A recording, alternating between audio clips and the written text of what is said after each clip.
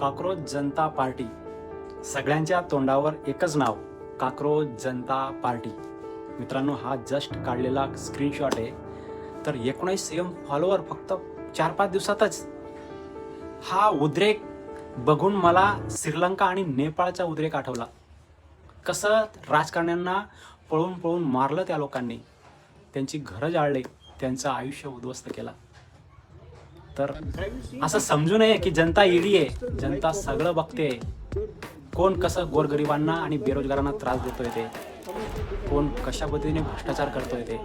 अरे रस्त्यावर बलात्कार होत आहे तरी कठोर कायदा भारतामध्ये नाही. अजून नीट सारखा पेपर लीक होतोय तरी योग्य नियोजन नाही, योग्य कारवाई नाही. जनता सगळं बघते. जर का भारतामध्ये गोरगरिबांना बेरोजगारांना त्रास देणं बंद केलं नाही, भ्रष्टाचार बंद केला नाही आणि बलात्काऱ्यांना आणि पेपर लीक करणाऱ्यांना भर चौकामध्ये फाशी दिली नाही, तर भारतामध्ये सुद्धा नेपाळ आणि श्रीलंकेसारखी परिस्थिती आल्याशिवाय राहणार नाही. हे लक्षात ठेवलं पाहिजे.